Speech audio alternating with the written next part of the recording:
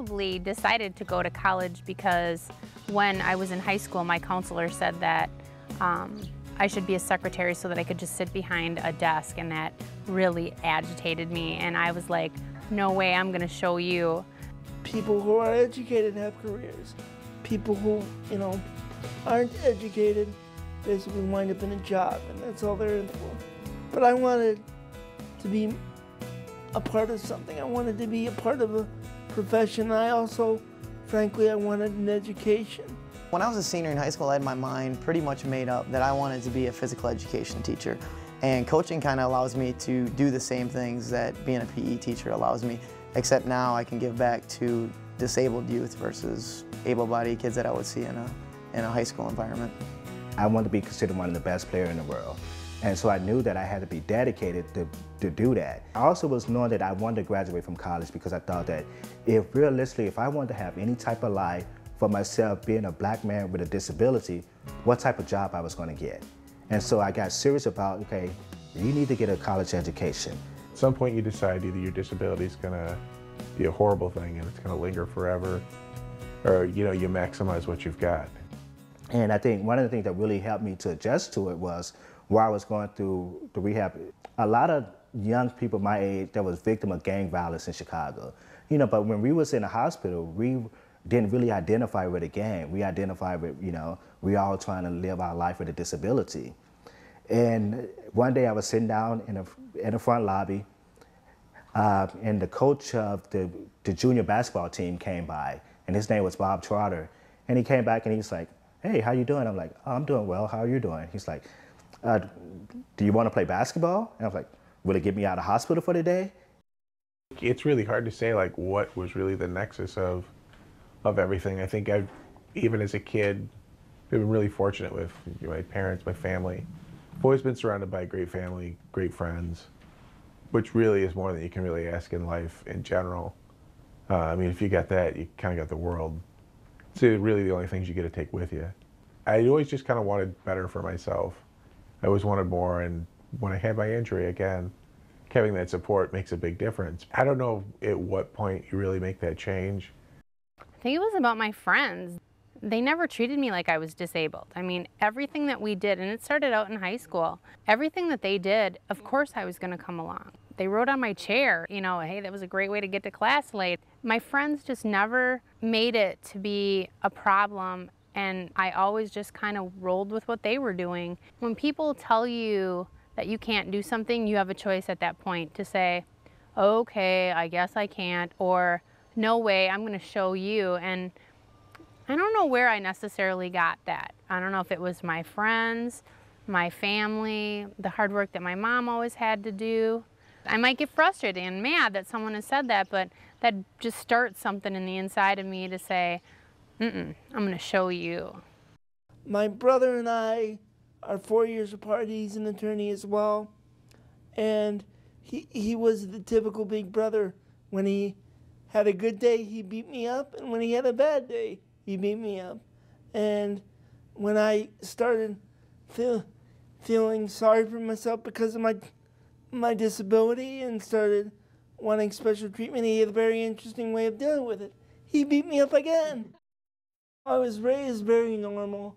It was never, would I go to college, but how can we accomplish that? So I kind of learned at an early age that if there was a curb in my way, it's pretty easy to say, hey, I can't get up or down this curb, I'm going to go somewhere else.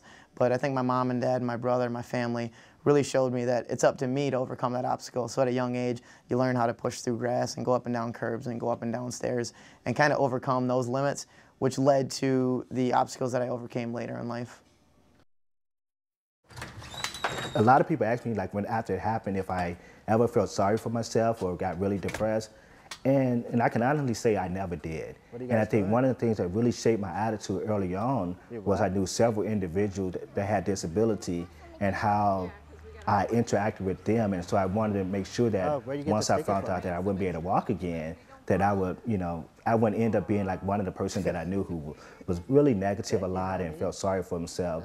So I didn't want that to happen to me. I used to get mad when people say you've got to be realistic. Because let's face it, my dreams were very unrealistic, and I was able to make them happen.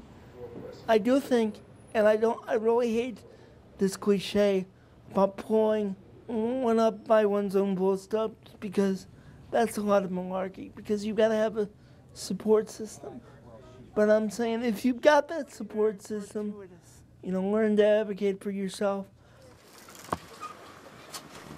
Far too often, particularly on transition age youth, all the studies have shown that youth with disabilities get about 1/5 of the vocational exposure that kids without disabilities get.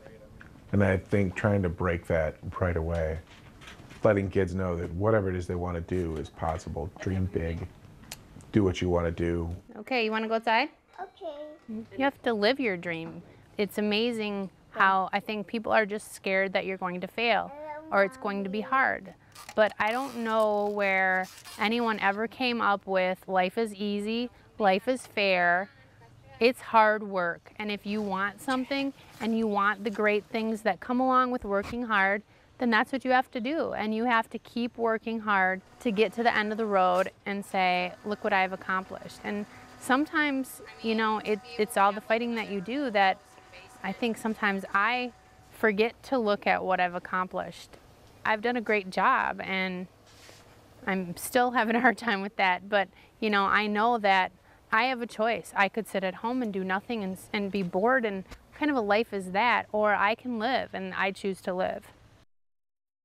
I don't think having a disability should change your goals or your outcome in life. So if your goal is to be a lawyer, that shouldn't change based on the fact that you're in a wheelchair. Or if your goal is to be whatever you may want to be, you can't let anything that happens in life change your goals of what you ultimately want to do in life. I never really had moments of doubt that I couldn't do it.